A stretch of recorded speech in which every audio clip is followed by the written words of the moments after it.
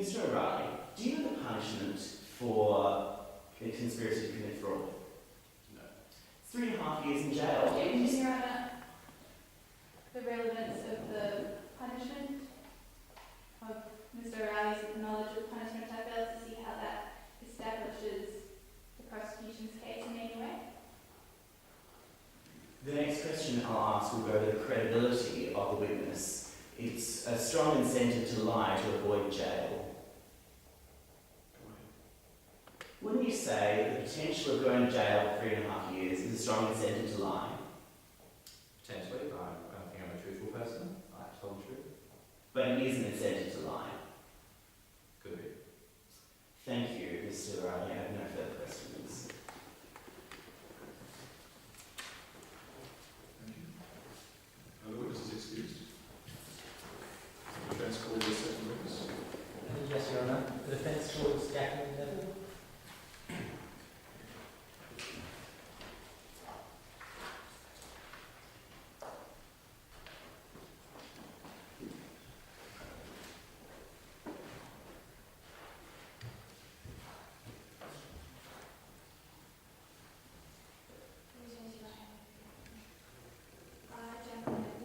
I, Jacqueline Neville, Do you swear by Almighty God do swear by Almighty God that the evidence I shall give will be the truth, the whole truth, and nothing but the truth, so help me God? that the evidence I give shall be the truth, the whole truth, and nothing but the truth, so help me God. So the operation was successful.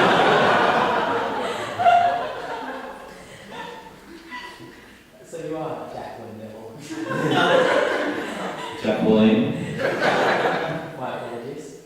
And you live at 16 Alma Street in Upper Swan, That is correct. and you are 33 years of age, 33, yeah. and you are currently employed as a retail clerk.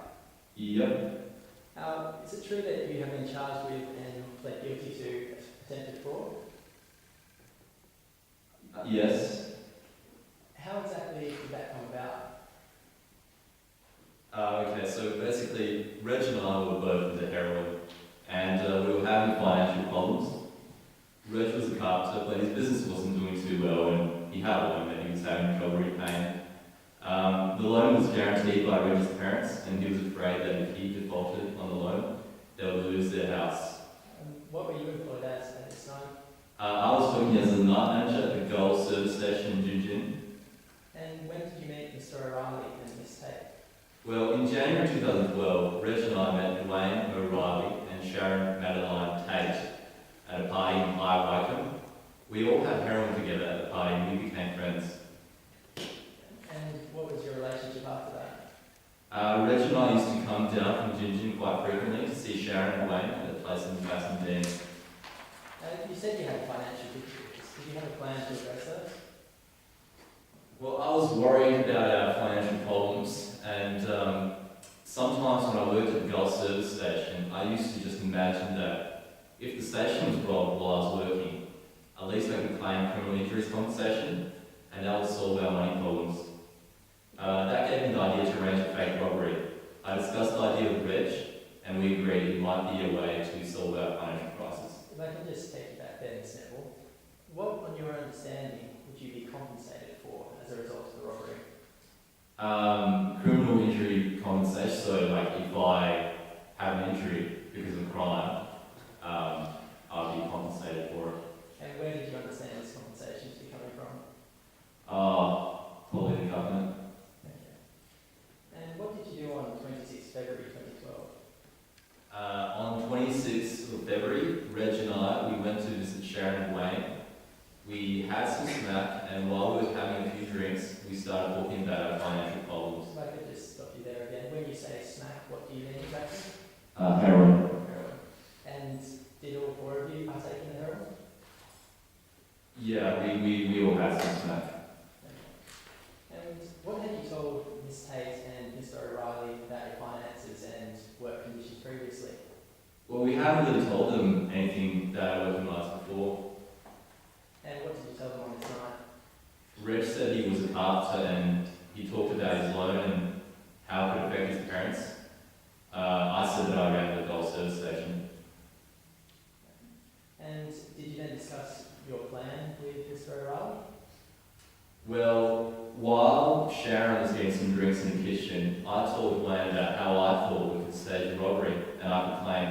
injuries compensation. And what was Mr. O'Reilly's response to this? Well, Reg asked Wayne if he thought he could help us by playing a robber, and he said yes. Now, you said that being injured is, I guess, the point of criminal injuries compensation. Did you understand that you would have to be injured as part of this robbery? Yes. And you understood that to be important? Yes. Did you explain that to Mr. O'Reilly? No, I didn't. No, I told him that I said that it would have to be realistic, and I wouldn't mind if I was roughed up in order to make it look authentic. And when did you arrange to carry this out? We arranged to do it on the 15th of March of 2012 because business at the service station would be slow. And what did you do on that day? On 15th of March, I went to work at 5:30, and yeah, that's what I did. And when did Mr. Riley arrive? Mr. O'Reilly, he arrived, that's Wayne, right? Yes. Mr. O'Reilly arrived at about 8:30. How did he enter? Well, he came in, I had unlocked the back door of the service station, left it ajar, and he was wearing the balaclava and carrying a box cutter. What did you and he do? Well, I told him to take some packets of cigarettes and a bit of change. I also told him to come in. Did you say why he had to cut you? No. Did he cut you? Yeah, he did, but I really had to talk him into it. He didn't want to cut me at all, but he did it after I talked him into it. Can you describe the cut that was?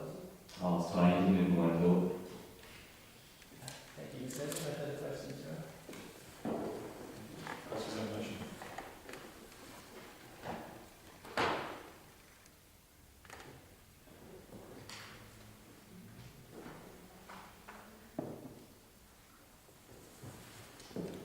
So, Ms. Noble, you say that this whole scheme was about criminal injuries compensation, is that correct?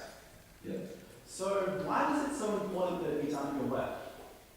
Convenient. Why was it convenient? I was going to be there anyway. You were going to be there anyway. Yeah.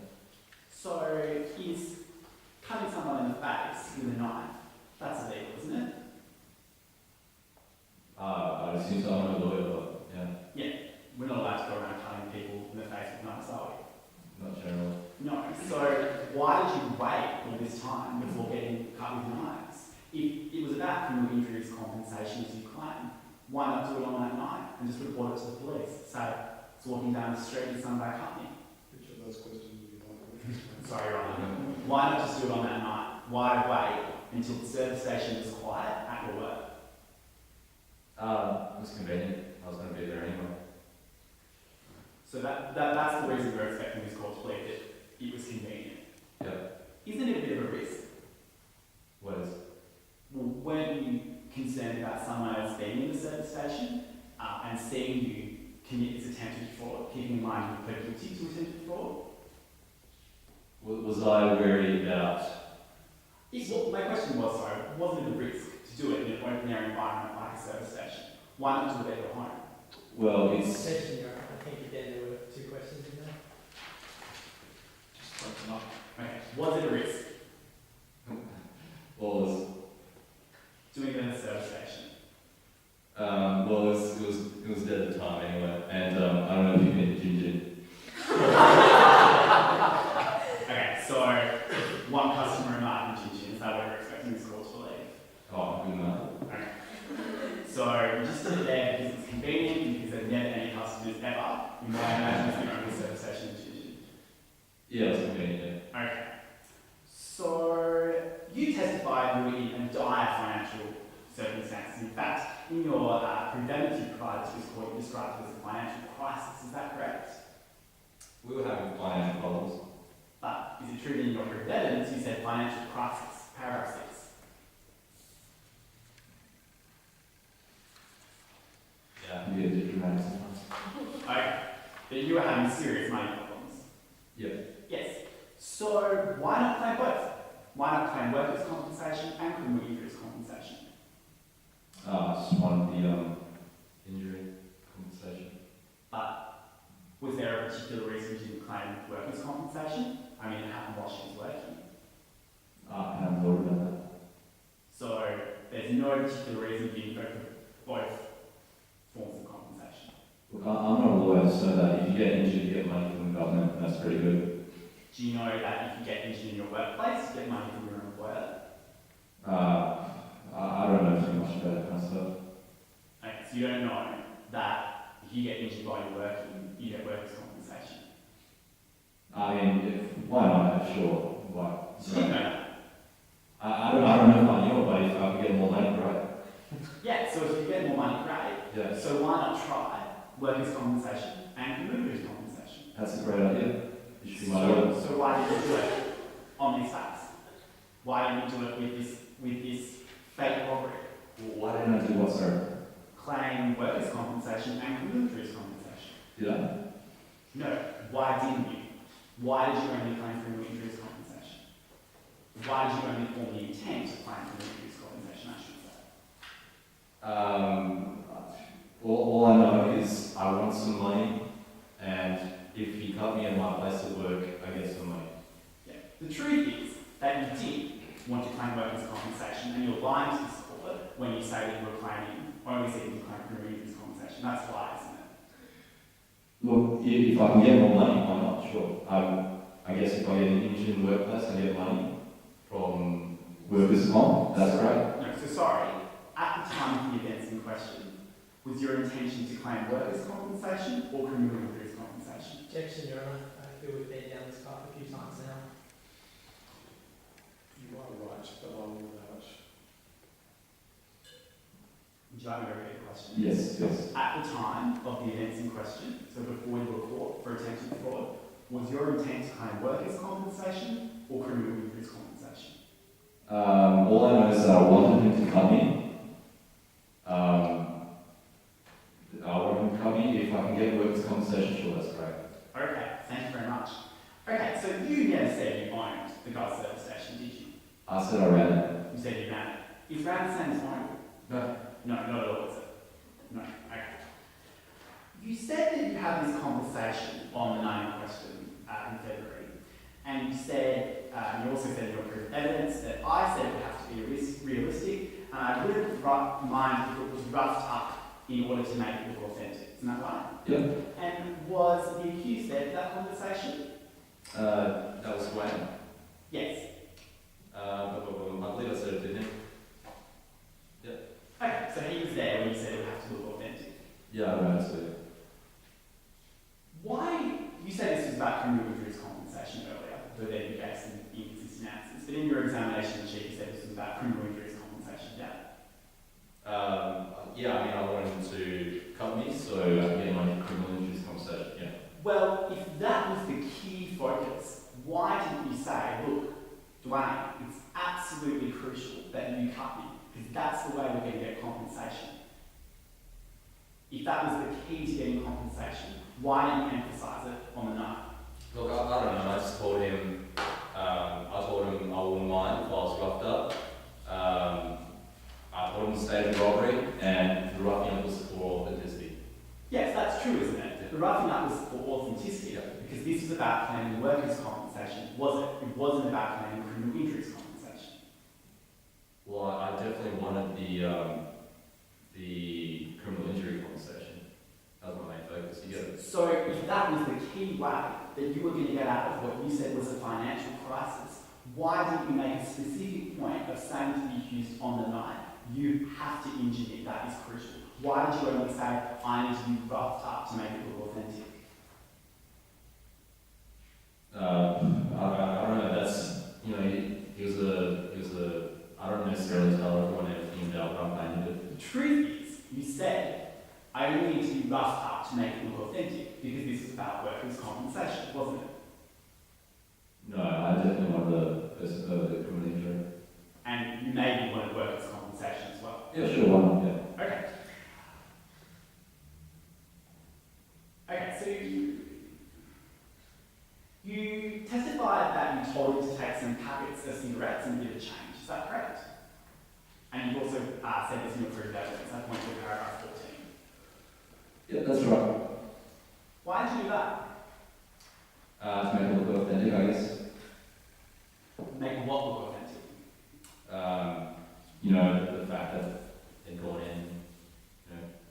injured me. But we've already agreed that assault's a crime. We're not allowed to go around, knifing people in the face. So why not just claim for that injury? Why was there all this stuff about the packets of the cigarettes and the bit of change? Well, who's going to believe that someone walks into a gas station and just cuts someone and leaves? What would be the more logical conclusion for how you received that injury? You cut yourself in the face. No, that someone walked into the store, cut someone and took something as well. So you're saying that unless they took those other things, no one will believe that in a place where we've had heroin is being taken, that someone would just walk in and stab you in the face. No one would ever believe that. It's about setting the scene. Okay. The truth is that the reason why you took the cigarettes and a bit of change is so it was clear that she got that cut, that you got that cut rather, when you were working because you wanted to claim workers' compensation. Isn't that true? I don't know. I wanted criminal injury compensation. It was part of the whole plan to make it look authentic. That's why we did it. Okay, thank you, Sam. No further questions. The witness is excused.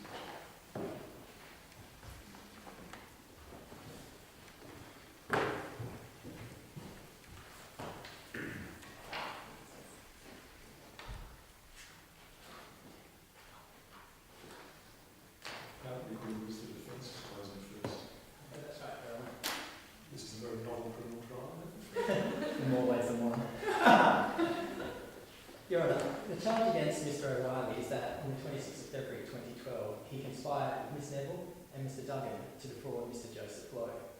Now, Section 558, subsection 1 of the Criminal Code requires that the defendant have conspired with another to commit a particular offence. And the defence keeps coming back to that word conspire. It requires an agreement between the parties, this common design that they together agree to try and carry out. What's clear from the evidence you've heard tonight is that there simply was no common design. On the 26th of February, the date of the alleged conspiracy, they simply were not agreed as to what they were actually doing. There were 3 points of distinction here. The first is the victim. Mr O'Reilly was not intending to defraud Joseph Lowe. He didn't even know he existed. The second is the method. Mr O'Reilly intended to fake a robbery, not an injury. And the third is the goal. They were after different compensations for different injuries, different loss. Mr O'Reilly was not really a party to the conspiracy, such as it was. On that first point, that he did not even know Joseph Lowe existed, the important point here is that prior to the 26th of February, Mr O'Reilly did not know what Miss Neville did. And on that night, she said words to the effect that she ran the store. What she actually meant by that is somewhat beside the point. The point is, what did Mr O'Reilly subjectively believe that to mean? And the evidence is clear that he believed that to mean she owned the store. There was no mention of Joseph Lowe. There was no mention of her only being a mere night manager. I'm aware Ms Tate's evidence is contrary to this, but it's also clear from her evidence that she missed large parts of the conversation and appears to be making up the rest of it. She was also in the kitchen at the time, and in fact can't even recall if she took heroin that night. It's clear that you should prefer the evidence of Miss Neville and Mr O'Reilly in that respect. Mr O'Reilly simply could not and did not intend to defraud Mr Blow. He thought the scheme related simply to compensation from the government, criminal injuries compensation, not compensation from an employer he did not even know existed. That in and of itself is enough for the defendant to be innocent of the charge against him tonight on a strict reading, but to avoid any suggestion he's guilty of any alternative charges of conspiracy, I will go on. The second point is that he agreed to a different method, a different scheme, a different fraud. The evidence is that on the 26th of February, he was only asked to stay at the robbery. The highest the mention of injury went was that she wouldn't mind if she had to be roughed up a little bit in the process to make it look real. Now, Mr O'Reilly was never cross-examined on this point, so the rule in Brown and Dunn forbids any suggestion that anything else was actually said to him, as far as that goes. That was the only mention of an injury on that night. When he did agree to cut her, much later, in the store, it was only to make the robbery itself look authentic. That is the only reason Miss Tate Ms Neville and Mr Duggan told him that the injury was necessary to make the rest of it real. And whether he had that discussion outside the school with Mr Duggan or inside with Ms Neville, it's again beside the point. The discussion was not on the 26th of February when this alleged conspiracy happened.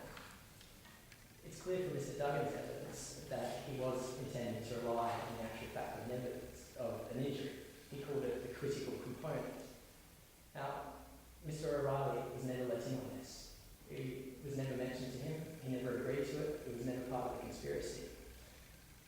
The prosecution, in their opening, said that Mr O'Reilly had been involved in this fraud from the very beginning. That is manifestly not the case. But finally, they were trying to achieve very different goals here. Different compensation for different things.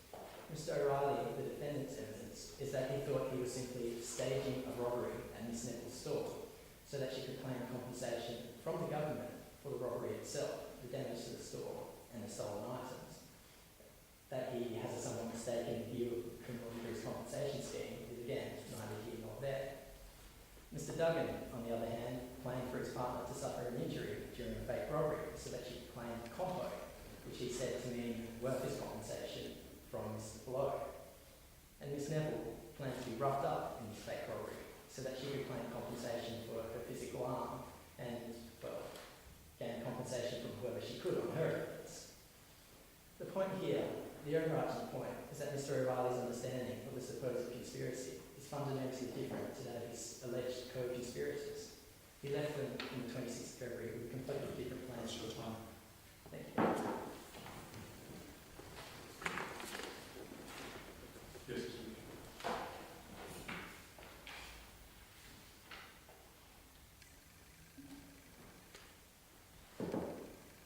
Your Honour, we submit that the prosecution has proved the accused guilt beyond reasonable doubt. Ms Tate clearly testified that Ms Neville and Mr Duggan stated that if someone pretended to rob the station where Ms Neville worked while she was working, they could claim criminal injuries and workers' compensation. All we have heard from the defence on this point was that she was in the kitchen, so she couldn't have heard the conversation. There is no evidence of why this would be the case. Why is it the case that you could not hear a conversation in the kitchen that was going on in the room next door? Or why really the fact that she just doesn't have a relationship with the accused anymore gives her motivation to risk perjury to lie. We say therefore her testimony should be accepted, that there was a scheme to claim criminal injuries and workers' compensation. We say secondly that Mr Duggan corroborated Ms Tate's testimony.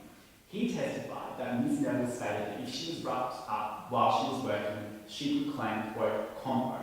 And he made the logical point that he thought compo meant workers' compensation since it was occurring at Ms Neville's work. We've heard from the defence a number of ideas for why the prosecution haven't proved our case beyond reasonable doubt. And I will address each of these in turn if we feel that none of them are sufficient to acquit the defendant. The first and most important one was that there was no common purpose on the 26th of February 2012. We submit this is incorrect. Prosecution and defence witnesses testified that after the night of the 26th of February, the plan was to stage a robbery on the 26th of February. And they all agreed that the accused heard Jackie say she didn't mind being roughed up a bit to make it look real so she could claim compensation. It doesn't matter, Your Honour, how exactly she was roughed up on the night. So whether she was punched in the face, whether a leg was broken, whether she was cut in the face. The point was they were staging a fake robbery so she could claim workers' compensation. They all knew that was the purpose of the conspiracy. They all entered into it willingly. The defendant did. The second argument we've heard from defence is that the accused believed that Ms Neville owned the station. Firstly, Your Honour, we submit the only person who testified to that was the defendant. And we don't think it's reasonable to conclude that if someone, particularly someone who uses a lot of heroin, doesn't appear to have, great amounts of money, says, I run a service station, that means they own the service station. We submit this is a lie concocted by the defendant to try and get himself acquitted in this trial and should not be believed. If Miss Neville was the owner of the service station, and we put this to witnesses in cross-examination, what was the point in staging the robbery at her work? What we heard from Miss Neville was she thought it was convenient. Well, if this was all about criminal injuries compensation, Your Honour, all about sustaining an injury like from a criminal act, then why not simply assault Ms. Neville at any other time, rather than in the open at a service station where there was a risk of them being caught, a risk of someone finding out CCTV footage to see this was a fake robbery, it wasn't a real robbery. We submit that the defendant did not actually believe that Ms. Neville owned the station and he's lying when he says he did. The defence also mentioned that the accused did not know Mr. Blow. We submit that it does not matter if the accused did not know the specific name of Ms. Neville's employer. He entered into a conspiracy to gain workers' compensation from Ms. Neville's employer. The fact that that is Mr. Blow does not matter. The point is he intended to deprive her employer of a pecuniary interest, namely workers' compensation. Finally, and perhaps most importantly, Your Honour, the defence admits that the defendant thought this was all about claiming criminal injuries compensation. We submit there's a number of reasons that this should not be believed. Firstly, if the conspiracy, and I've already said this, was all about criminal injuries compensation, why was it staged at Ms. Neville's work? What we heard from the defendant was, well, by injury, I think you mean, metaphorical injury, like money and cigarettes. We submit that it's not reasonable, Your Honour. The layperson understands a criminal injury to mean a physical injury sustained in a criminal act. But the reason why Ms. Neville was cut on the face is so they could make the robbery look real, as numerous witnesses testified, not so they could claim criminal injuries compensation. And as we deduced in cross-examination, that's why they took the cash and why they took the cigarettes, so they could make the robbery look real. Given these factors, the only reasonable inference to draw is that the accused and Ms. Neville are lying when they say the conspiracy was to gain criminal injuries compensation. Does anyone have any questions? No. Thank you, Your Honour. It's your time. Well, thank you. I think now we will adjourn for 20 minutes whilst I consider both my verdict and who is one competition. All stand, please. This court is now adjourned.